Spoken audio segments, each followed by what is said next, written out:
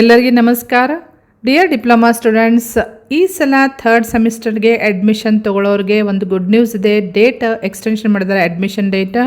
So ಎಲ್ಲಿವರೆಗೆ date extension ಮಾಡಿದ್ದಾರೆ third ಸೆಮಿಸ್ಟರ್ಗೆ C25 syllabus ಯಾಕೆ ಎಕ್ಸ್ಟೆನ್ಷನ್ ಮಾಡಿದ್ದಾರೆ ಅಂಥೇಳಿ ಎಲ್ಲ ಮಾಹಿತಿಯನ್ನು ಈ ಸರ್ಕ್ಯುಲರ್ನಲ್ಲಿ ಕೊಟ್ಟಿದ್ದಾರೆ. ಸರ್ಕ್ಯುಲರ್ ಡೇಟೆಡ್ 27/2026 ಪ್ರಕಾರ ಏನು ಕೊಡ್ತಾರೆ ಅಂದರೆ, ಥರ್ಡ್ ಸೆಮಿಸ್ಟರ್ಗೆ ತರಗತಿಗೆ ಪ್ರವೇಶ ಪಡೆಯಲು ಅವಧಿ ವಿಸ್ತರಿಸುವ ಬಗ್ಗೆ ಅಂತ ಹೇಳ್ಕೊಡ್ತಾರೆ ನೋಡಿರಿ ಇಲ್ಲಿ. ಸೊ ಥರ್ಡ್ ಸೆಮಿಸ್ಟರ್ಗೆ ತರಗತಿಗೆ ಪ್ರವೇಶ ಅವಧಿ ವಿಸ್ತರಿಸೋ ಬಗ್ಗೆ. ಸೊ ಯಾಕೆ ವಿಸ್ತರಣೆ ಮಾಡ್ಲಿಕ್ಕತ್ತಾರಂದರೆ, ಸೊ ರಿಸಲ್ಟ್ ಸ್ವಲ್ಪ ಲೇಟಾಗಿ ಬಂದಿರೋ ಕಾರಣ 16/7/2026ಗೆ ರಿಸಲ್ಟ್ ಬಂದಿರೋ ಕಾರಣ ಬಹಳಷ್ಟು ಸ್ಟೂಡೆಂಟ್ಸ್ ರಿಕ್ವೆಸ್ಟ್ ಮಾಡ್ಕೊಂಡಿದ್ದಾರೆ ಅಡ್ಮಿಷನ್ ಡೇಟ್ ಎಕ್ಸ್ಟೆನ್ಷನ್ ಮಾಡಿರಿ ಅಂತಂಥೇಳಿ. ಅದರ ಸಲುವಾಗಿ ಇಲ್ಲಿ ಡೇಟ್ ಶೆಡ್ಯೂಲ್ ಮಾಡಿಕೊಟ್ಟಿದ್ದಾರೆ. So last date for admission for third semester only C25 syllabus third ಸೆಮಿಸ್ಟರ್ಗೆ ಅಡ್ಮಿಷನ್ ಮಾಡಿಸ್ಲಿಕ್ಕೆ ಲಾಸ್ಟ್ ಡೇಟ್ ಯಾವಾಗಿದೆ ಅಂತ ಹೇಳಿ ಕ್ಲಿಯರ್ಲಿ ಮೆನ್ಷನ್ ಮಾಡಿದ್ದಾರೆ ನೋಡಿರಿ.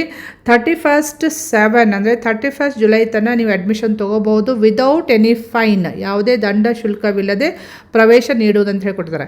ನೆಕ್ಸ್ಟ್ ಸಪೋಸ್ ಲೇಟ್ ಆದರೆ ಫೈನ್ ತೊಗೊತಾರೆ. ಸೊ ಎಲ್ಲಿ ತನಕ ಲೇಟ್ ಅಂದರೆ ಅಪ್ ಟು 8th ಆಗಸ್ಟ್ ನೀವು ವಿತ್ ಫೈನ್ 200 rupees ನೀವು ಅಡ್ಮಿಷನ್ ತೊಗೋಬೋದು. ಇನ್ನೂ ಲೇಟ್ ಆದರೆ ಅಪ್ ಟು 17th ಆಗಸ್ಟ್ ನೀವು ವಿತ್ ಫೈನ್, ಎಷ್ಟು ಫೈನ್ ಅಂದರೆ 400 rupees ಫೈನ್ ತುಂಬಿ ಅಡ್ಮಿಷನ್ ತೊಗೋಬೋದು.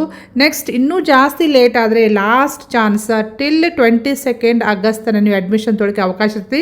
ಬಟ್ ಫೈನ್ ಹೆವಿ ಫೈನ್ ತುಂಬಬೇಕಾಗ್ತದೆ 1000 rupees. ಓಕೆ, ಸೊ ಯಾವುದು ಫೈನ್ ಇರಲಾರ್ದ ಬೇಗನೆ ಅಡ್ಮಿಷನ್ ತೊಗೊಳ್ರಿ. ಯಾರೆಲ್ಲ ಎಲಿಜಿಬಲ್ ಇದ್ರಲ್ಲ, ಯಾರೆಲ್ಲ ಎಲಿಜಿಬಿಲಿಟಿ ನಿಮ್ಗೆ ಈಗಾಗಲೇ ಹೇಳಿದ್ದೀನಿ.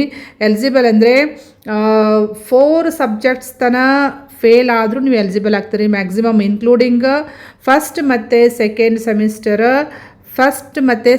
ಸೆಮಿಸ್ಟರ್ ಸಬ್ಜೆಕ್ಟ್ಸ್ ಎಲ್ಲ ಸಬ್ಜೆಕ್ಟ್ಸ್ ಸೇರಿ ಫೇಲ್ ಆದರೂ ಎಷ್ಟು ಮ್ಯಾಕ್ಸಿಮಮ್ 4 ಸಬ್ಜೆಕ್ಟ್ಸ್ ಫೇಲ್ ಆದ್ರೂ ನೀವು ಸೆಕೆಂಡ್ ಇಯರ್ಗೆ ಹೋಗಲಿಕ್ಕೆ ಅಡ್ಮಿಷನ್ ತೊಗೊಳಿಕ್ಕೆ ಎಲಿಜಿಬಲ್ ಆಗಿರ್ತೀರಿ. ಓಕೆ, ಸೊ 4 ಸಬ್ಜೆಕ್ಟ್ಸ್ ಫೇಲ್ ಆದವ್ರು ನೀವು ಅಡ್ಮಿಷನ್ ತೊಗೋಬೋದು.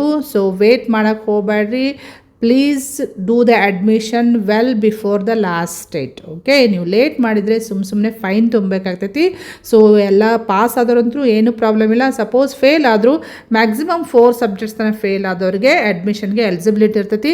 ಬಟ್ ಮೋರ್ ದೆನ್ 4 ಸಬ್ಜೆಕ್ಟ್ಸ್ ಅಂದರೆ 5 ಮತ್ತು 5ಕ್ಕಿಂತ